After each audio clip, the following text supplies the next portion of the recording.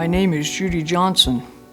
I've been a part of that mill since 1979. I feel as though my experience spoke for itself when I was hired back at Capero. They shut down. Was hired back at DeFurco. Mr. Fury, Mr. Harisic called me because of the experience that I had had in the steel mill. I really owe them a lot. If it wasn't for them, I wouldn't be able to have the lifestyle that I had. The lifestyle that I think each and every person in these communities should have. The young people need jobs, good paying jobs. In 1999, we were brothers and sisters. We were family down there with one goal in mind, to save this mill, to bring it up from the ashes again. We accomplished that through the skilled labor, the skilled production, and safely we did that. I'm worried that the experience that we're losing is going to be detrimental to the growth of this company in the future. There's things that us older workers know and have learned through the years that we need to be able to share with the younger workforce. How to do the job right, how to do the job safe, and how to get home to your family alive, the same way you came there to do your job. My concern is about our middle management right now that's holding down the fort, so to speak. They're not experienced. I understand some of the office workers are in there. They don't have the luxury of being shown the proper and the right way to do things. They weren't hired to be part of the inside of that mill. They were hired to use their skills and their diplomas and their graduation certificates. That's what we need them for. That's the other side of this team, the team that's going to make this company work. We can't do it unless we sit down and we come to an agreement on what we can do. You need us as much as we need you. It needs to happen. It needs to happen quick. Livelihoods are being lost. Bankruptcies are occurring, and it don't have to be that way.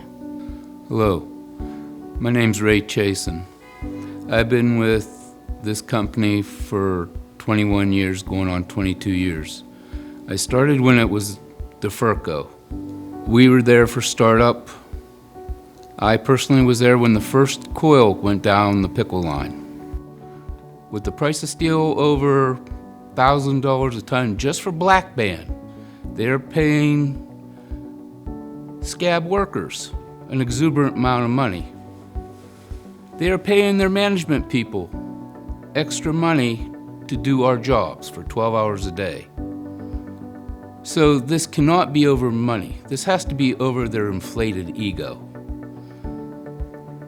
When I was hired, Mr. Fury said to us, our workers are our greatest assets. The impressions my fellow workers and I get, that we're nothing but a number and we're disposable.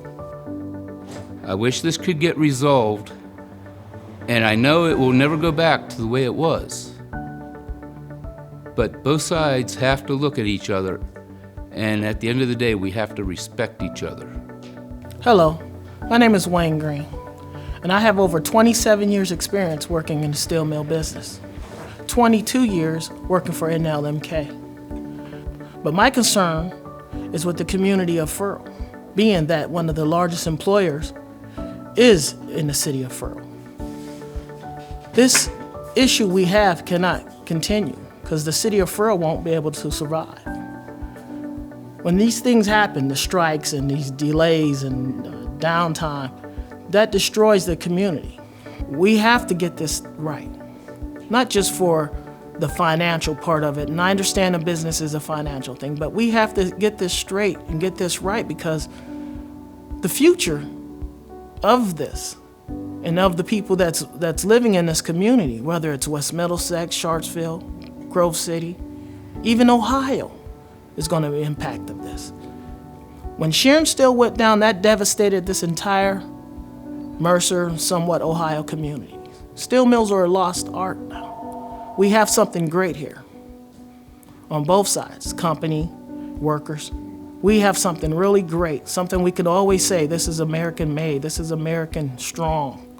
And we gotta get this right. We have to. Hello, I'm Sean Machado. I'm here to talk about the NLMK strike. I currently work there. I've worked there for 6 years now, come March 7th.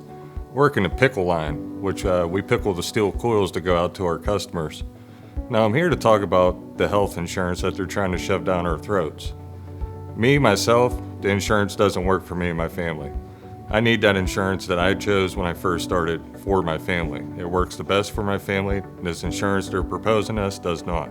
Hello, my name's Ron Blas. I started at Sharon Steel June 19th, 1969. Soon to be 52 years of experience. When Sharon Steel reopened under Capero, you had to pull teeth to get in there and give up your first 2 children. And why did they call us back then? Miss Judy, myself, and the rest of the crew? Because of this. We know it.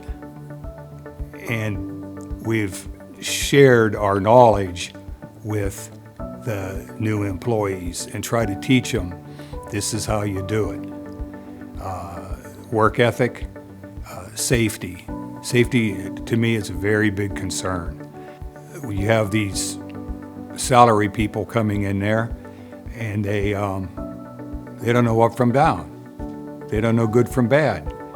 I'm afraid somebody's going to get seriously hurt down there. And with these new people coming in, they're not going to have anybody to teach them and train them and show them the right way.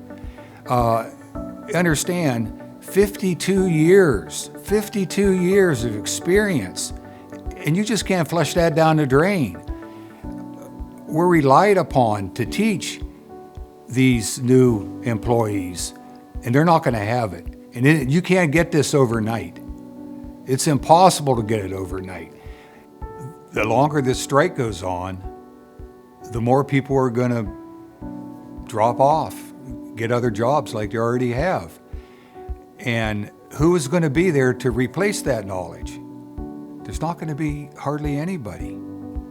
And to me, that's very scary. And what's going to happen to the company? We put out a quality product. And we're proud workers. And you can't put that quality product out. They're not doing it now, I'll tell you that much, because they don't have the experience. So where's this quality going to come from? And what's going to happen to the company? What's going to happen to the city?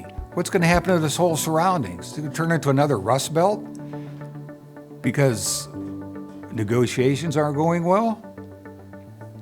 I've been through many contracts down here. And our past president of the company, Mr. Paul Fury, the last contract he negotiated, I believe it was in 2012, made a statement, and I'd like to quote him on it. I am proud to offer my employees this health care. What happened? We're still the same people. We're still the same workers. We're still the same workforce that's put out a quality product. What happened? We've done our part. Now you do yours. We want a fair contract now. We deserved it, we earned it, fair contract now. All we want is a fair contract. We've had your back for all these years. How about having ours? Fair contract now.